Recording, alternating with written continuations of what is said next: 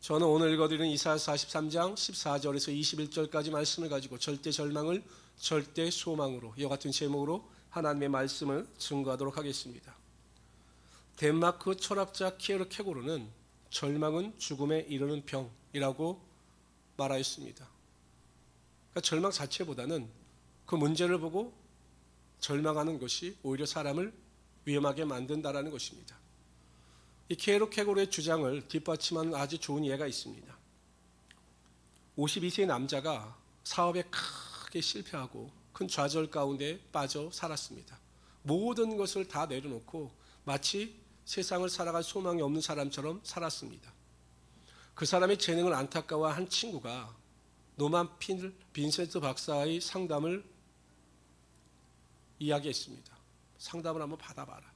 그러나 그 친구는 거절했습니다. 나의 삶의 환경을 극복하고 또 그것을 이길 수 있는 지혜를 나에게 제공할 사람은 없다. 나는 남은 것이 하나도 없기 때문에 이제는 일어설 희망조차 없다라고 거부했습니다. 그러나 하도 친구가 간곡하게 부탁을 하니 어쩔 수 없이 이 실패한 사업가는 빈센트 필 박사를 찾아갔습니다. 찾아갔는데도 그 얼굴이 절망의 빛으로 가득 찼습니다. 그리고 그 빈센트 박사에게 말할 때에도 박사님, 저에게 남은 것이 아무도 없습니다. 박사님이 저에게 아무리 좋은 말을 해준다 할지라도 저는 일어설 수 있는 기회나 일어설 수 있는 기초가 없습니다. 라고 절망을 토로했습니다.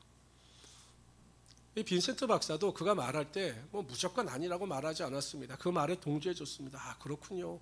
제가 들어보니 남은 것이 하나도 없네요. 정말 힘들겠습니다. 어렵겠습니다. 라고 그의 의견에 동조해 주었습니다. 그러다 갑자기 그에게 이렇게 제안을 합니다. 우리 선생님께서 모든 것을 다 잃어버리고 희망이 없다라고 말씀하셨는데 정말로 선생님에게 남은 것이 하나도 없습니까? 라고 다시 물었습니다. 그저 이 사람이 또 이야기합니다. 없습니다. 남은 것이 하나도 없습니다. 저에게는 절대 절망만이 존재할 뿐입니다. 라고 강조했습니다. 그러자 이 빈센트 박사가 종이와 볼펜을 가지고 와서 그 사람에게 건네주면서 한번 제가 우리 선생님에게 질문을 던질 테니 한번 적어보시기 바랍니다. 아내는 있습니까? 라고 물어봤습니다.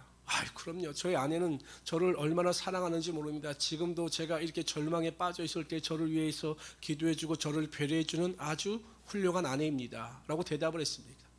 그럼 자녀들은 있습니까? 라고 물었습니다. 저에게 자녀 셋이 있는데 얼마나 공부를 잘하는지 모릅니다. 정말 그들이 저에게 주는 행복이 이루 말할 수가 없습니다. 라고 대답을 했습니다. 친구들은 있습니까? 예. 정말 저를 위해서 헌신할 수 있는 의리 있는 친구들이 몇 명 있습니다. 그 친구 중에 하나 때문에 제가 이렇게 박사님께 나오게 된 것입니다. 네, 알겠습니다. 그럼 건강은 있으십니까? 저는 한 번도 병원에 입원해 본 적이 없습니다. 지금도 피곤해서 누워본 적이 없습니다. 라고 대답을 했습니다. 조국인 미국에 대해서는 어떻게 생각을 하십니까? 정말로 할 일이 많은 나라입니다. 기회가 많은 나라입니다. 라고 대답을 했습니다. 마지막으로 묻습니다. 하나님을 믿으십니까? 그러자 이 사업가가 네, 믿습니다. 라고 대답을 했습니다.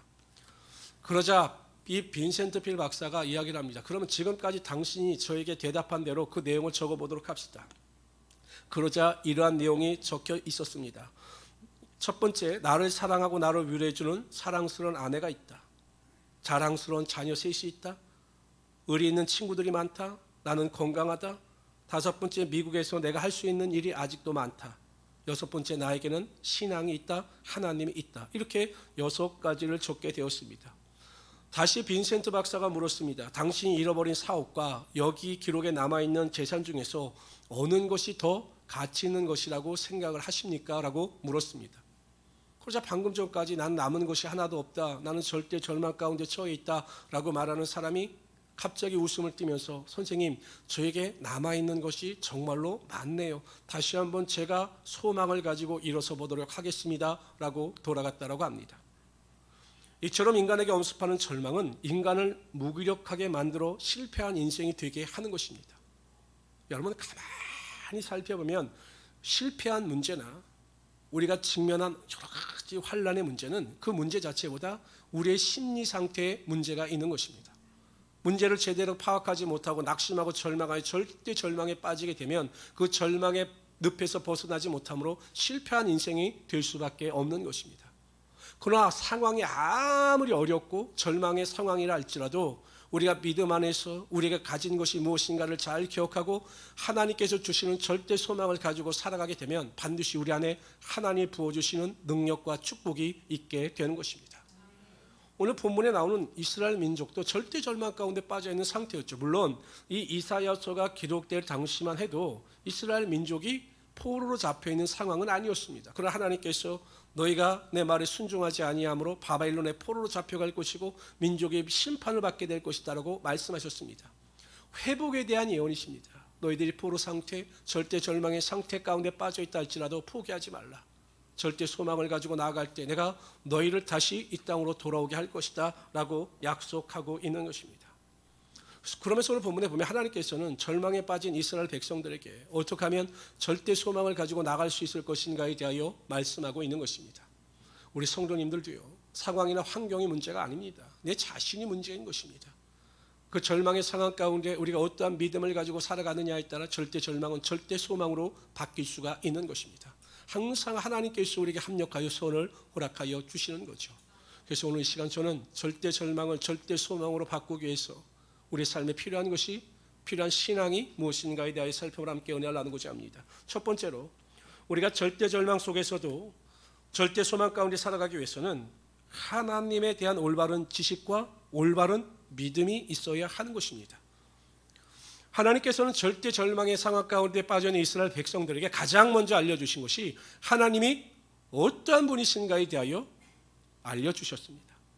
그러니까 그러한 하나님을 믿어야 된다라고 알려주신 거죠.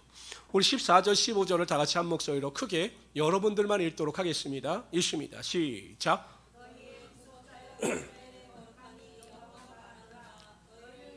내가 바벨론의 사람을 보내어 모든 갈대아 사람에게 자기들이 연락하던 배를 타고 도망하여 내려가게 하리라.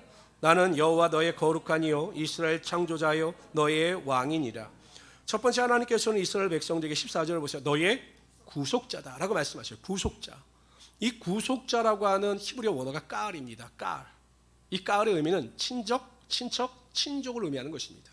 그런데 단지 이 혈연 관계의 친척, 친족만을 의미하는 것이 아니라 이 까알이라고 하는 히브리어는 누군가가 고통과 좌절과 문제에 직면했을 때 친족으로서 그 사람을 위하여 시간을 내고 재물을 들여서 희생할 정도의 관계, 이것을 까알, 친족, 친족이라고 하는 것이죠.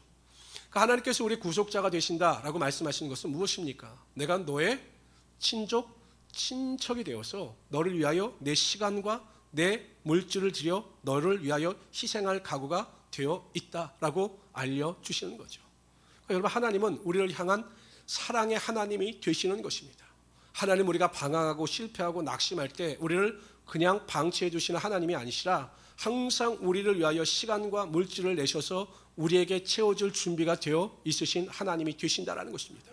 가장 여러분 대표적인 사건이 독생자 예수 그리스도를 우리를 위하여 내 땅에 내어 보내주신 것 아니겠습니까? 하나님께서 가장 사랑하는 독생자 예수를 우리를 위하여 구속자로 이 땅에 보내주셔서 몸찢겨 피 흘려 돌아가게 하심으로 우리를 구원하여 주시고 하나님의 자녀가 되게 하여 주신 것입니다. 성도 여러분, 우리가 아무리 큰 고난과 환난을 당한다 할지라도 하나님은 절대로 우리를 포기하시는 분이 아니십니다. 여전히 우리를 지켜보시고 우리를 위하여 무엇인가 준비하시며 가장 좋은 것을 채워주실 모든 계획을 가지고 계신 하나님이 되시는 것입니다. 그래서 하나님이 나의 구속자가 되신다라고 믿는 성도들은 항상 그 마음 가운데 절대 절망이 아니라 절대 소망을 가지고 살아가게 되는 것이죠. 하나님께 대한 믿음이 없기 때문에, 하나님은 살아계신 하나님이시고 나를 사랑하시는 하나님이 되신다라고 하는 믿음이 없기 때문에 조그만 문제를 만나기만 하면 낙심하고 절망하고 탄식하고 그래서 부정적인 마음을 가지고 살아갈 수밖에 없는 것입니다. 기억하십시오. 하나님은 저와 여러분의 구속자, 까알이 되십니다. 그러한 믿음을 가지고 승리하며 살아가실 하나님의 귀한 성도들 되시기를 주님의 이름으로 축원합니다. 두 번째, 하나님께서는 이스라엘 백성들에게 나는 여호와 너희의 거룩한 이요 라고 말씀하셨습니다. 레위기 11장 45절에 보면 나는 너희 하나님이 되려고 너희를 애굽 땅에서 인도하여 낸 여호와라. 내가 거룩하니 너희도 거룩할지니라 라고 말씀하셨어요. 근데 여러분 참 의문이 들죠. 왜 하나님의 거룩하심을 꼭 절망 상태에 빠져있는 이스라엘 백성들에게 말씀하시는 것일까? 과연 거룩함과 우리의 삶의 소망이 무슨 연관이 있는 것인가? 라고 하는 의아심이 들 때가 있어요. 아니 거룩함, 하나님이 거룩하니 그럼 우리도 거룩해야 된다. 그럼 우리의 거룩함과 우리의 절대 소망이 무슨 관계가 있느냐라는 것입니다. 이것을 잘 보여주는 이야기가 히스기야 왕의 이야기입니다. 이사야를 통해서 하나님께서 히스기야 왕에게 네 병으로 인하여 네가 살지 못하고 죽을 것이다. 그럼 네 주변을 정리하라 이렇게 말씀하셨습니다. 여러분 사람이 죽게 된다고 하였으니 히스기야가 얼마나 절대 절망에 빠졌겠습니까? 아 이제 얼마 못 사는구나, 나는 죽겠구나, 이 절망에 빠진 겁니다. 근데 히스기야는 믿음이 있는 사람이라 그럼에도 불구하고 하나님의 자비하심을 구해요. 나의 생명을 구원할 자는 하나님밖에 없다라고 절대 절망의 상황 가운데 하나님 앞에 나와 벽을 향하여 하나님만을 바라보면서 세상을 등지고 기도하기 시작합니다. 근데 여러분 히스기야 왕의 첫 번째 기도의 내용이 어떤 기도의 내용이었느냐? 다 같이 읽어봅시다. 시작. 여호와여 구하오니 내가 진실과 전심으로 주 앞에 행하여 주께서 보시기에 성하게 행한 것을 기억하옵소서 하고 히스기야가 심히 통곡하더라. 무엇에 근거하여 기도합니까? 하나님 나의 거룩하심을 기억하여 주십시오. 하나님 앞에서 선하게 정직하게 성실하게 살았던 나의 거룩함을 기억하여 주셔서 나의 기도를 들어주시고 나의 생명을 구원하여 주십시오라고 기도하는 것입니다. 여러분 우리가 거룩할 때, 하나님 앞에서 거룩할 때 우리가 하나님께 담대함으로도 하나님의 궁일하심을 구할 수가 있는 것입니다. 그래서 절대 절망 상황 가운데 빠져 있다 할지라도 우리가 하나님 앞에 거룩함을 잊게 되면 담대함을 가지고 소망 가운데 기도하고 그 기도가 능력이 되어서 하나님의 응답이 반드시 나타나게 하여 주시는 것입니다. 그럼 어려울수록 힘들수록 입술로 범죄하지 말고 마음으로 범죄하지 말고 하나님 앞에 거룩함을 가지고 나아가야 하는 것입니다. 우리가 문제를 만나면 자꾸 입술로 범죄합니다. 다른 사람을 공격하고 그냥 원망하고 불평하고 범죄합니다. 그러면 절대 절망이 절대 소망으로 바뀌지 않는 것입니다. 항상 더욱더 하나님 앞에 거룩함을 가지고 믿음을 가지고 나아갈 때 하나님께서 절대 절망을 절대 소망으로 바꿔주는 하나님의 역사가 나타나게 하여 주시는 것입니다. 세 번째, 하나님께서는 이스라엘 백성들에게 이스라엘의 창조자여 너의 왕이니라 라고 말씀하셨습니다. 이 말씀의 의미는 무엇입니까? 내가 너희의 주인이라 하시는 것입니다. 내가 너희의 주인이다. 하나님께서는 우리의 삶의 주인이 되셔요. 하나님께서 우리의 삶의 주인이 되심으로 우리에 대한 책임감을 가지셨습니다. 항상 우리를 지키고 보호하시며 가장 좋은 곳으로 인도하여 주시는 하나님이 되신다라는 것입니다. 그래서 하나님께서 요구하시는 것이 무엇입니까? 순종하라는 것입니다. 순종하라. 내 음성을 듣고 내 뜻을 분별하여 하나님 말씀에 절대적으로 순종하라는 것입니다. 여러분 절대 절망의 환경을 만나게 되면 우리는 그냥 주저앉아요. 그러나 그 안에 하나님의 뜻이 있어요. 참 이상하지요. 하나님께서는 저희 성도들을 위해서요 미리 기도하게 하실 때가 있어요. 저 이렇게 보면 제가 새벽 기도 때 이렇게 기도하게 보면 하나님께 어느 순간 전혀 생각지도 못한 사람을 위해서 기도하게 하십니다. 그냥 기도합니다. 여지없어요. 얼마 뒤에 저에게 전화가 옵니다. 아 목사님 제가 이런 문제가 생겼습니다 라고 저에게 전화가 와요. 내가 그 사람한테 말 못하죠. 하나님께서 왜 그런 일을 행하셨는지 말 못하죠. 그러나 다 하나님께서 저에게 미리 알려주신 것입니다. 그럼 때가 되면 그 사람에게 알려줍니다. 고난을 만나고 환난을 만나는 것은 하나님의 뜻이 있다. 그 뜻을 분별하고 그 음성 가운데 귀를 기울이며 하나님의 말씀에 순종할 때 하나님께서 절망이 변화해 소망이 되게 하여 주실 것이다 라고 제가 말씀을 드립니다. 성도 여러분 아무리 어렵고 힘들어도 그 안에 하나님의 뜻이 있어요. 하나님의 음성이 있습니다. 그 뜻의 음성에 순종하실 때 하나님께서 절대 절망을 절대 소망으로 바뀌는 하나님의 역사가 나타나게 하여 주시는 것입니다. 정답이 있어요. 정답. 근데 엉뚱한 데서 정답을 찾을 필요가 무엇이 있겠습니까? 하나님께 더 나와서 무릎 꿇고 기도하고 하나님의 뜻을 묻고 하나님의 음성을 들으면 하나님께서 정답을 알려주시는 것입니다. 그래서 우리가 소망 가운데 살아갈 수 있게 되는 것입니다. 하나님은 우리의 구속자가 되십니다. 하나님은 우리의 거룩한 자가 되십니다. 하나님은 우리의 창조자가 되시며 우리의 왕이 되십니다. 이러한 하나님에 대한 올바른 믿음을 가지고 순종하며 믿음 안에서 승리하며 살아갈 수 있는 하나님의 귀한 성도들이 되시기를 주님의 이름으로 축원합니다. 두 번째로요, 우리가 절대 절망 속에서 또 절대 소망 가운데 살아가기 위해서는 이전 일을 기억하지 말며 옛날 일을 생각하지 말아야 합니다. 18절 읽어봅시다. 18절 있습니다. 시작. 너희는 이전 일을 기억하지 말며 옛날 일을 생각하지 말라. 이전 일을 생각하지도 말고 과거의 옛날 일도 이전 일을 기억하지 말고 옛날 일을 생각하지 말라라는 거예요. 근데 여기서 말씀하고 있는 이전 일과 옛날 일이 어떤 일이냐? 16절 17절에 설명하는 그 내용인데 이게 뭐냐? 홍해 사건이에요. 이스라엘 백성들 애굽에서 나와 홍해 앞에 위기에 처했을 때 하나님께서 바다를 가르시고 땅을 마르게 하셔서 이스라엘 백성들로 그 홍해를 건너게 하시고 애굽 군대를 수장시킨 그 사건입니다. 이것이 이전 일이고 옛날 일이에요. 여러분 어떻습니까? 이런 일은 기억하고 또한 이런 일은 추억하고 싶지 않겠어요? 이걸 지긋지긋해서 생각하고 싶지 않은 그런 일입니까? 아니잖아요. 정말 그 홍해를 가르신 사건은 정말 자랑하고 추구하고 싶은 이야기입니다. 근데 하나님께서 그 일도 기억하지도 말고 생각지도 말라 이렇게 말씀하고 있는 것입니다. 학자들이 왜 이렇게 하나님께서 말씀하셨을까? 주된 주장은 하나님께서 행하신 새 일이 과거에 행하신 일보다 더 뛰어나고 더 좋은 것이기 때문에 과거를 생각하지 말라 이렇게 대부분이 해석을 합니다. 맞는 해석입니다. 근데 저는 좀 더 다르게 해석을 하고 싶어요. 하나님께서 과거를 기억하지 말라. 그것이 아무리 추억거리가 되고 좋은 하나님의 능력이라 할지라도 단지 그것을 감사할 일 외에는 그 과거는 과거로 끝내야 된다라고 말씀하고 있는 것입니다. 사도 바울도 뭐라고 이야기합니까? 사도 바울이 이렇게 고백해요. 형제들아, 나는 아직 내가 잡은 줄로 여기지 아니하고 오직 한 일, 즉 뒤에 있는 것은 잊어버리고 그 얼마나 큰 능력을 행하고 기적을 행했습니까? 그 뒤에 있는 일은 잃어버린다라는 것입니다.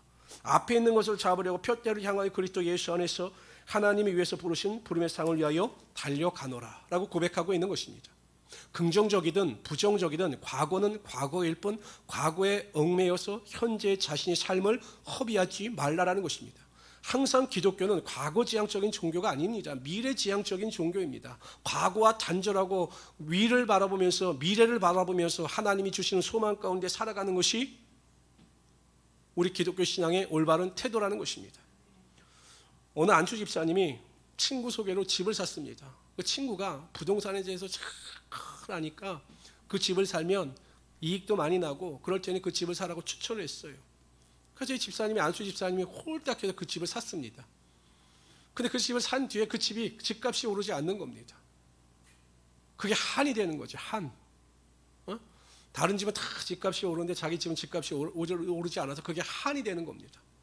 그 친구와의 관계도 단절이 되고 그것에 사로잡혀서 항상 그 우울감에 빠져 살았습니다.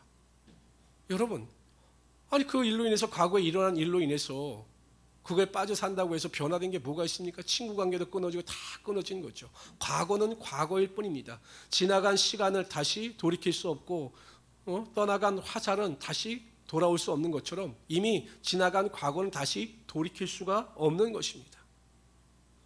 상처도 마찬가지죠. 과거에 내가 자라온 환경도 마찬가지입니다.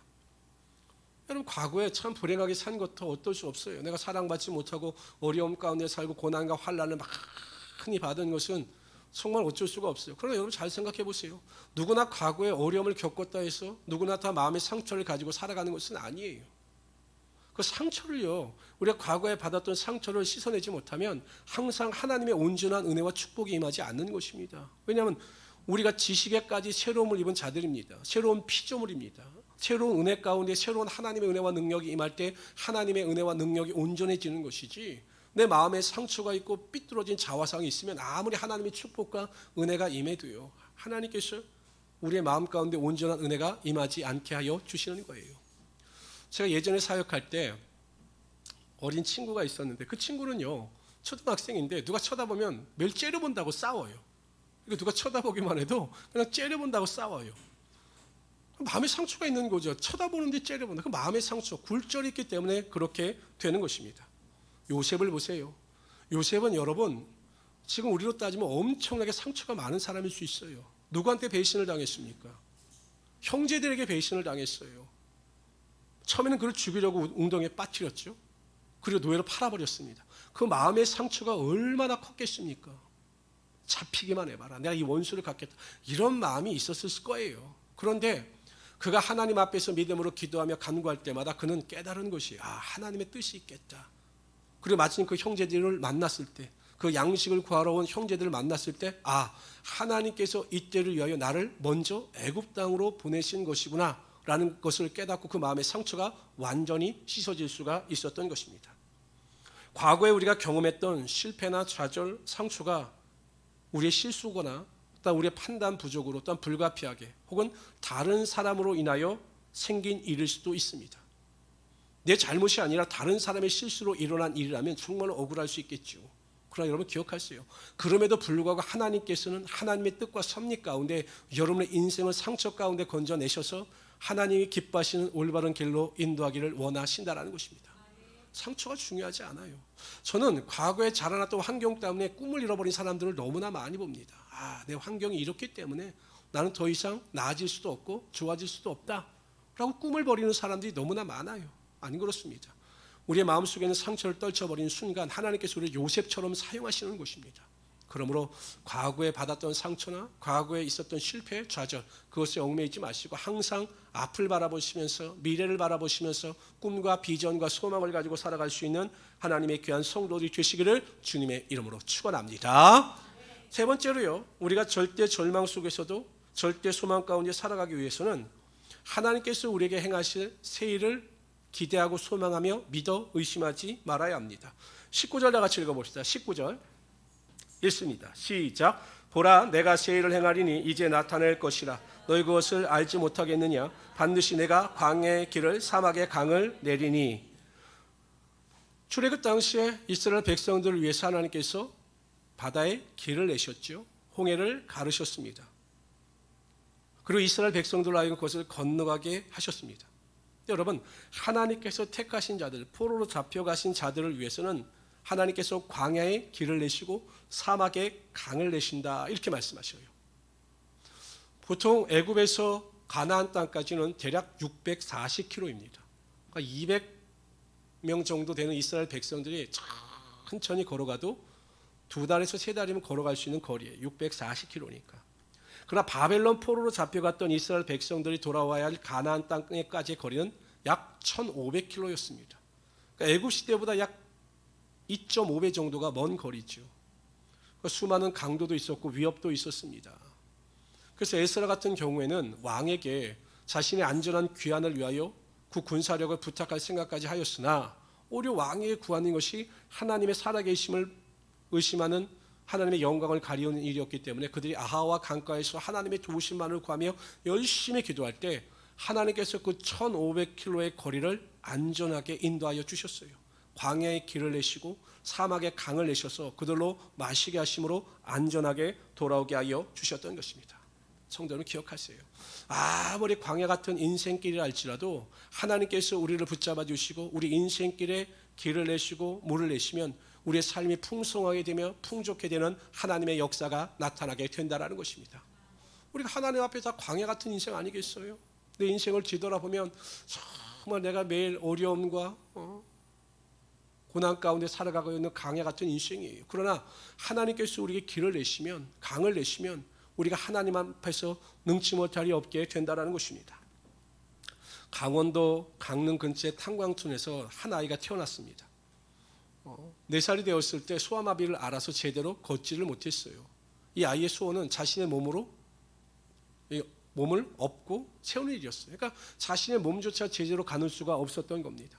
초등학교를 다닐 때는 그 어머니가 그 아이를 업고 등교를 시켰어요. 눈이 많이 오는 날은 고비고비 가다가 아이를 업고 가다가 막 미끄러져 넘어지기도 하고 그래서 이 아이와 엄마가 얼마나 많은 눈물을 흘렸는지 모릅니다. 그러니까 자화상도 부정적이었죠. 나 같은 것이 살아서 무엇하나 왜 나는 태어났을까 이런 부정적인 자화상을 가지고 살았습니다. 그런데 그 청년이 되어 예수님을 만났습니다. 그러면서도 그 의문은 끊이지 않았습니다. 내가 왜 이렇게 살아야 하나? 왜 하나님께서 날 이렇게 만드셨는가? 나는 버림받은 존재인가? 나는 절망입니다. 이런 기도를 하게 됩니다. 그런데 어느 날 순간부터 하나님께서 그의 마음 가운데 위로를 주시는 것입니다. 내가 너를 택하였고 너를 사랑하는 너는 내 자녀이다. 이런 위로의 메시지를 주시는 겁니다. 어느 날 목사님에게 이 청년에게 제안을 합니다. 우리 청년은 성대도 참 좋고 목소리도 좋고 찬양도 잘하니 성악가가 되어보는 것이 어떻겠는가라고 제안을 합니다. 자신은 살아오면서 지금까지 꿈이 없는 사람이었습니다. 나 같은 사람이 무엇을 할 수 있는가? 몸이 불편한 사람이 과연 제대로 할 수 있는 일이 무엇인가? 이렇게 부정적인 자화상을 가지고 살아가는 청년이었는데 그 목사님의 말씀을 듣는 순간 마음에 소원이 생긴 겁니다. 그래서 24살에 성악을 시작했습니다. 여러분 보세요. 하나님께서 광야에 길을 내시고 그 사막에 물을 내시면 능치 못할 일이 없는 거죠. 결국 이 청년은 후에 성악가들이 꿈꾸는 최고의 무대인 메트로폴리탄 오페라 콩쿠르에서 동양이 최초로 우승을 하게 됩니다. 이 사람이 누구냐면 테너 최승원 씨입니다. 지금도 장애인들의 복지를 위해서 동분서주하고 크게 쓰임을 받고 있어요. 아무것도 할 수 없었을 것 같은 그 인생 가운데 하나님께서 하시고 길을 내시고 강을 내시니 하나님께서 그런 축복의 능력이 나타나게 하여 주셨던 것입니다. 가끔 우리 인생을 살펴보면 참 답답할 때가 많지요. 뭘 제대로 하는 게 있나? 내 인생이 왜 이렇게 답답한가?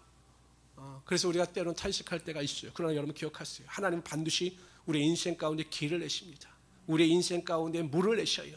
그래서 풍성케 하시고 모든 은혜와 능력으로 채워주시는 하나님이 되신다라는 것입니다. 자꾸 내 능력을 계산하지 마세요. 내 학력을 계산하지 마세요. 내 재물을 계산하지 마세요. 하나님은 그것을 전혀 개의치 않으십니다. 여러분의 믿음을 보시는 하나님이 되시는 것입니다. 그런 믿음을 가지고 승리하시는 귀한 성도들이 되시기를 주님의 이름으로 축원합니다. 네 번째로요, 우리가 절대 절망 속에서도 절대 소망 가운데 살아가기 위해서는 항상 하나님을 찬송해야 합니다. 여호사밧 왕 때 모압과 암몬과 마온 연합군들이 이 남유다를 침공했어요. 근데 여호사밧 왕의 군사력으로는 도저히 이길 수가 없었습니다. 반드시 피하는 일밖에 없었습니다. 그때 여호사밧 왕이 택한 것은 백성들과 금식하면서 하나님께 기도하는 것이었습니다. 하나님 우리를 도우시옵소서. 그때 하나님께서 말씀하셔요. 내가 너를 대신하여 그들과 싸우겠다. 그럼 네가 할 일이 있다. 그냥 자리에 앉아 있지 말고 너희 군사들을 데리고 그들을 향해서 나아가라 이야기합니다. 여러분 우리가 기도하고 가만히 있기만 해서는 안 되는 것입니다. 구하는 행위가 있으면 찾는 행위가 있어야 되는 거죠. 그런데 이 여호사밧이 놀라운 믿음을 보여줍니다. 그냥 하나님께서는 마주하여 나가라. 그 적군들을 향해서 마주하여 나가라 이렇게 말씀하셨는데 여호사밧은 하나님께서 명령하시지 않은 성가대를 조직하며 나갑니다. 그리고 믿어 의심하지 않았습니다. 하나님께서 행하신 일을 미리 바라보면서 미리 찬양을 합니다. 승리케 하심을 감수합니다. 그리고 찬양하면서 나갑니다. 그럴 때 그 연합군이 스스로 자신들끼리 싸움으로 말미암아 멸망당하는 하나님의 능력이 나타나게 하여 주셨던 것입니다. 절망의 상황일수록 문제가 클수록 낙심하고 절망하고 부정적인 말을 하지 마십시오. 아무리 상황이 어렵다 할지라도요, 하나님께 원망하고 불평하지 마십시오. 하나님 앞에 원망하고 불평하는 것, 그것 때문에 문제가 해결되는 것이 아닙니다. 항상 우리는 그럼에도 불구하고 하나님을 찬양해야 합니다. 하나님께 감사해야 합니다. 절망의 상황 가운데 이루실 하나님의 능력을 기대하고 입술로 미리 고백하고 하나님 앞에 긍정적인 고백을 통하여 나아갈 때 하나님께서 그 믿음의 고백을 들으시고 하나님께 영광 돌리게 하여 주시는 것입니다. 항상 보면요, 우울한 말을 하고 부정적인 말을 하는 사람들은 성도들도 마찬가지죠. 삶이 항상 우울합니다. 이게 보면 환경이 어떠하든지 간에 그냥 미리 걱정하고 미리 염려하고 미리 부정적인 말을 하고 미리 탄식하고 불평하는 사람들은 항상 삶이 우울해요. 그러나 그럼에도 불구하고 우울한 상황 가운데 하나님께서 행하실 것을 믿고 하나님을 항상 찬송하고 하나님을 찬양하고 하나님께 영광 돌리는 성도들은 하나님이 부어주시는 절대 평안과 소망이 있기 때문에 기뻐하고 즐거워하며 살아갈 수 있게 되는 것입니다. 성도 여러분, 매일 찬양하세요. 저는 정말 찬양만큼 감사하고 중요한 일이 없다라고 봅니다. 매일 여러분 휴대전화 그 모바일 틀어놓고 찬양을 들으시고 찬양하시고 여러분의 그 삶이 찬양으로 변화될 수 있도록 하나님께 영광을 돌리며 살아갈 수 있는 귀한 성도들이 되시기를 주님의 이름으로 축원합니다. 모든 사람들이 지금의 시대를 절망의 시대, 어둠의 시대, 탄식의 시대라고 이야기를 합니다. 정말 어렵죠. 제가 봐도 많이 자영업자들도 그렇고 어렵습니다. 희망이 없어 보입니다. 뭐 뉴스에서 들어보는 거 보면 뭐 자영업자들 폐업률이 늘어나고 문 닫는 가게가 늘어나고 뭐 직장도 뭐 수입이 바로 줄고 막 어려워요. 지금 교회들도 굉장히 어렵습니다. 지금 모든 큰 교회들도 작은 교회들도 다 어려워요. 절망과 탄식의 시대입니다. 그러나 우리가 잊지 말아야 될 것이 있어요. 우리에게는 하나님이 계시다는 사실입니다. 우리에게는 하나님이 계셔요. 우리를 도우시는 하나님, 우리의 절망 상황 가운데 소망을 주시기를 원하시는 하나님이 우리의 하나님이 되시고 우리의 아버지가 되신다는 사실입니다.